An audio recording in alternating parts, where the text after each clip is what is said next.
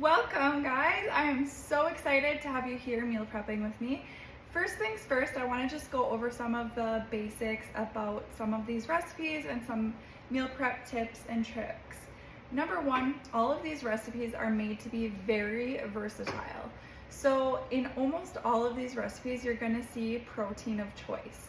That means you can use any protein you want. A lot of people don't eat red meat, so they may use chicken. Or some people want to switch it up and would prefer red meat, so they might use steak. These recipes are designed so that you can use any protein you prefer. The first thing you'd want to do is get all your protein seasoned however you like it with some olive oil and whatever seasonings. That's up to you as well. These recipes are left up to you. You season however you want and you cook your protein however you want. In the meal prep kitchen at Fit Foodie, this is very similar to how we meal prep. So we make all of our individual components first.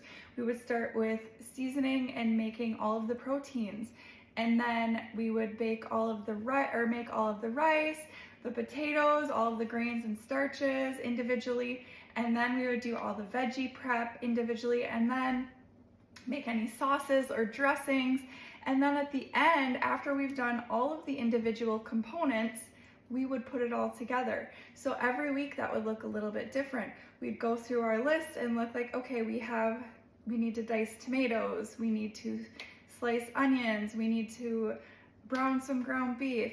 We would just go through the list and we'd start with the things that take the longest. So if you have rice, you're gonna wanna start with, or potatoes to bake, you're gonna wanna start with those things first, get those going, because once they're going, you're gonna be just kind of standing around waiting. So look through your list of things that you have to do and start with the ones that are gonna take the longest. Get those going, and then from there, kind of go down the list, and usually I would save the veggies for the very last thing, because you just have to usually slice those up or chop them up, and not a whole lot of baking for a lot of the veggies.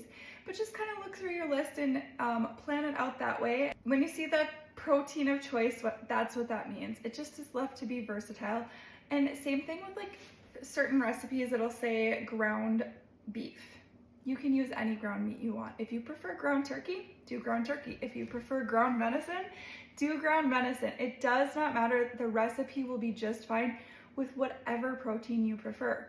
So totally up to you. Switch it up, get versatile. Also, if you want to add different herbs or garnishes or extra veggies, add as many of those things as you want. This is just the starting base to get you started and to give you an idea to go off of. But that doesn't mean you can't add extra herbs and veggies. Add as many as you want. You can't add too many.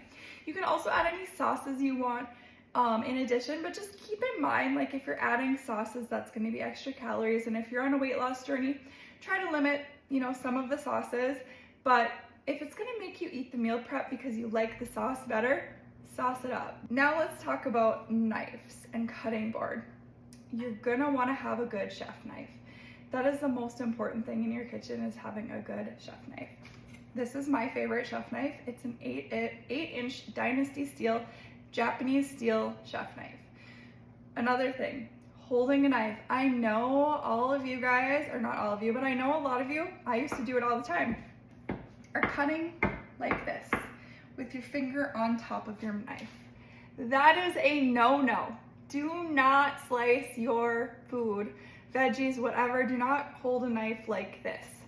When you are chopping veggies or anything, the proper way to hold a knife, you want your pointer finger like this with your thumb. You want to be gripping this part of the steel of the knife, not down here. You want to actually have your finger kind of curled like this with your thumb, the knife in there, and then have these 3 fingers wrapped around the base handle of the knife.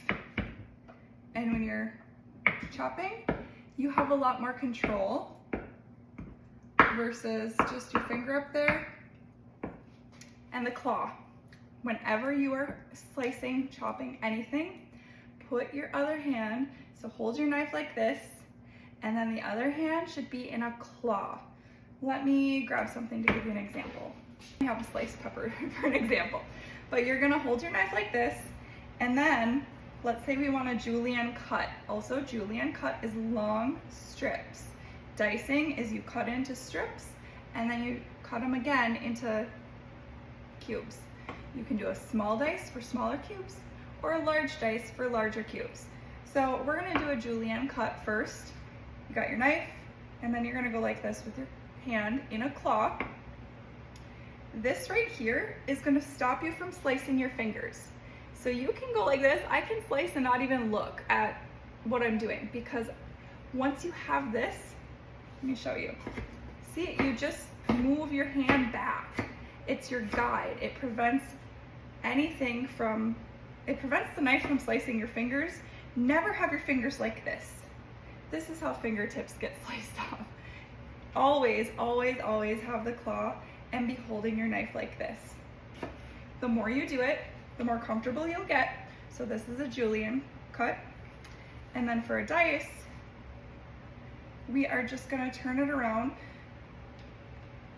and slice them the other way for just a larger dice. So those are some knife basics. The more you prep, the more you'll get comfortable with the knife and holding a knife. And when you're actually holding a knife the proper way, chopping veggies becomes kind of fun. So those are the basics. Wanted to give you all a rundown of kind of how this works.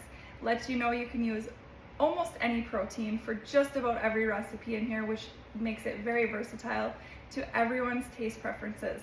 The amounts, a lot of these recipes don't have specific amounts, and that is on purpose. A general rule of thumb, per meal, every meal for a base should have 4 ounces cooked protein. The protein is going to shrink down a little bit depending on what it is, so you need to account a little bit for shrinkage.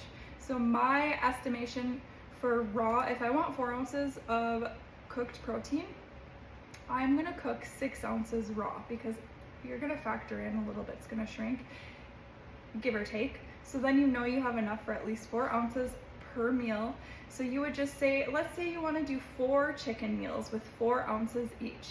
That would be 1 pound. However, some of that's going to shrink, so you're going to want to do a little bit more than a pound, like 1.5 pounds for 4 servings of 4 ounces cooked, give or take.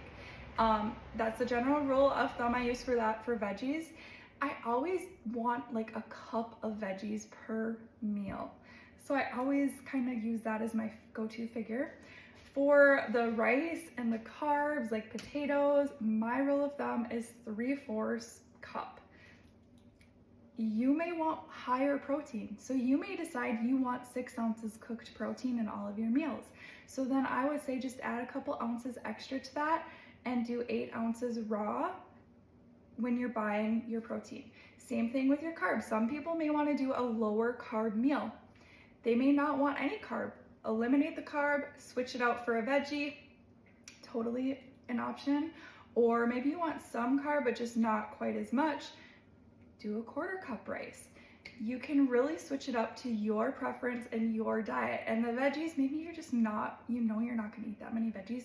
Maybe you don't want a cup. Do a 1/2 cup. And any veggie that is listed, let's say it has broccoli listed and you despise broccoli, switch it out with a veggie that you like. If you don't like broccoli and you know you're not going to eat it, switch it out with something different. You can use any vegetable, any protein, and if you don't like rice and the recipe calls for rice, switch it out. All of these can be swapped out for anything else. It's just a base to give you to kind of go off of. And yeah, that's all you need to do. You don't need to follow the exact recipe. Switch it up, swap things out, make it higher protein, make it lower carb. Do what you need to do to make it fit your lifestyle. This is just a general base for people who don't know where to start and they're looking to be healthier, but they just don't know, they're overwhelmed. Start with this, and if you want to switch it up later on as you get more comfortable, make it higher protein, lower carb, that is up to you. These are meant to be versatile, they're meant to be easy. All of these recipes are so easy to follow, but you can make it more complex if you want. So the base is very easy, but if you want to make it like even more complex, you can add things to it to make it more complex. Like let's say you're someone who's not really comfortable cooking steak. That's okay. you don't need to do the steak-free meals. You can start with just throwing some chicken in your crock pot with some chicken stock, letting it bake. That way you can't mess it up. You literally cannot mess chicken up in a crock pot. Throw it in there with a cup of chicken stock and shred it. That might be your protein every week until you get a little bit more comfortable and you're feeling like you might want to try grilling a steak or making some salmon or making some shrimp. Start easy and work your way up, which is exactly what we're gonna do. So these are the basics. This is an overview of kind of the beginning stages of everything, and I'm so excited. Now let's get to cooking.